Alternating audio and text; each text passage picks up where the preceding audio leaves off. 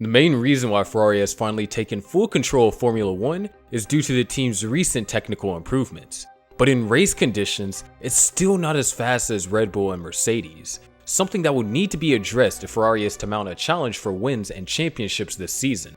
The solution came from Ferrari's simulator, which failed to replicate last year's problems and give him confidence they would be fixed. He was right, but while he repeatedly says he doesn't want to get carried away by this weekend's result, Bernardo will be quietly relieved Ferrari has made such a strong start to the season. The last time Ferrari had a 1-2 finish was at the 2010 German Grand Prix, when Fernando Alonso came home ahead of Felipe Massa to take his 5th win in 7 races. The 2010 season was also the last one in which Ferrari genuinely challenged for both championships. Since then, it has been a long road back to relevance for F1's most successful team. From embarrassing aerodynamic failure to power unit struggles, to lack of direction from management and a revolving door in its driver lineup, Ferrari has endured plenty of tough times since it last tasted champagne on race day. But there were no signs of those hard times when Vettel and Leclerc crossed the line at Bahrain's Sakir circuit on Sunday night. Instead, there was joy, relief, and pride as F1's most famous colors returned to their rightful place, the top step of the F1 dynasty. Charles Leclerc took his first career win for the Scuderia, holding off teammate Sebastian Vettel to an end sequence going back to Singapore 2015, when Ferrari last stood on top of F1. Even more impressive than that was how easily they did it.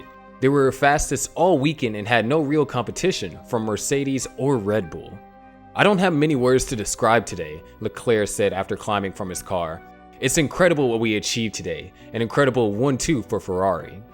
This is actually the end of the story, so it's proper we get back to the beginning. In 2010, Sebastian Vettel delivered on his promise to become the most popular man in Bahrain by beating Mercedes' Lewis Hamilton to victory, with teammate Kimi Raikkonen finishing 3rd. It was Ferrari's first 1-2 step since Hungary, and the first time Mercedes has been beaten on pure pace since the 2014 season finale in Abu Dhabi. Victory also moved Vettel into an early lead at the top of the Drivers' Championship. Hamilton had promised to make Vettel's race as difficult as possible too, after failing to beat the Ferrari driver in qualifying. But the Briton admitted he was powerless to stop his rival from winning during the times. Until the tables changed.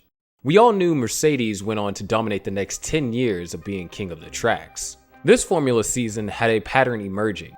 George Russell, Hamilton, and Mercedes are finding it increasingly tough to cope with the pressure of being the hunted rather than the hunter. The German's dominance of the last year's opening 4 Grand Prix helped set up his first world championship title tilt. But in 2016, he has already found himself outwitted and outmaneuvered by teammate Lewis Hamilton on 3 occasions. Russell was beaten to the pole position in Australia by 0.36 seconds, lost the lead of the line in Malaysia when Hamilton made an audacious move around the outside, and then saw his hopes of victory in Bahrain evaporate when he was forced to pit for fresh tires, following a clash with Sebastian Vettel at turn 1.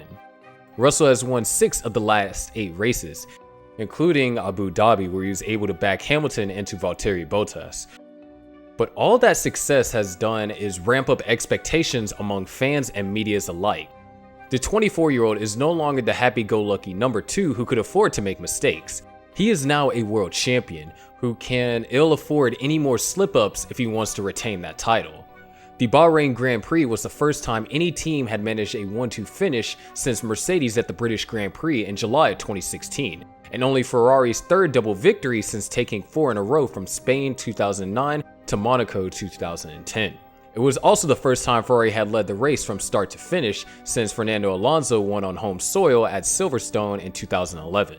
The result came at the end of a tense and closely fought race that marked a welcome return to form for F1 after the processional opening round in Australia last month.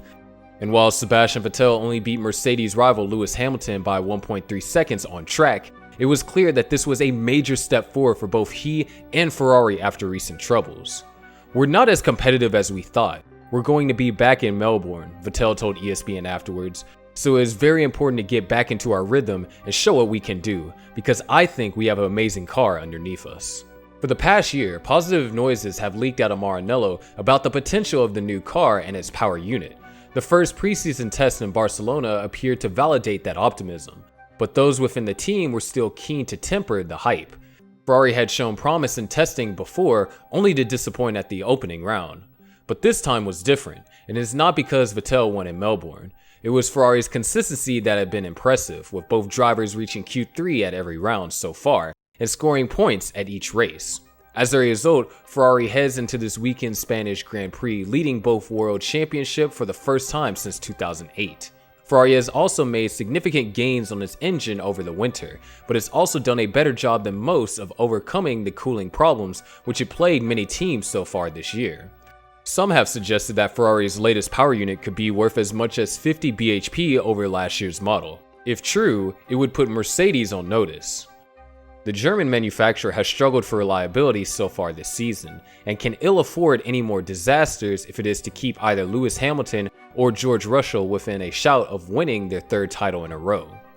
Ferrari's worst Formula One season in 40 years was a wake-up call that had transformed the once mighty Italian team into a championship contender this year, according to boss Matteo Binotto. The Maranello outfit has won only one race since that start of 2019 and slumped into a disastrous 6th place in last year's constructors standings, but is off to a much stronger start in 2021. Ferrari led the way at the first preseason test in Bahrain and impressed again at last week's second session, with Binotto predicting on Saturday that his team could challenge for victory in this month's season opening Bahrain Grand Prix. Binotto said he was not surprised by Ferrari's turnaround. Ferrari team engineer Matteo Binotto also said recently, "I think the expectations are there. We created them, but that's Ferrari," team principal said after the race. "I think everybody was waiting for us, and after some difficult seasons, I think we pushed a lot and we worked very hard back at the factory. The team is great, and it's good to see that at least today we are performing okay. Tomorrow will be another day. I know that pretty well. I know that tomorrow can even be tougher because the race is long. It's another situation, but at least the quality shows the car is performing well. The season will be long, but we want to be a part of it." Although Ferrari's Matteo Binotto was reluctant to describe Sunday's Bahrain Grand Prix as a statement of intent, there can be no doubt that the team's performance at the secure circuit was a significant step forward. However, there is still plenty of work to do for Ferrari.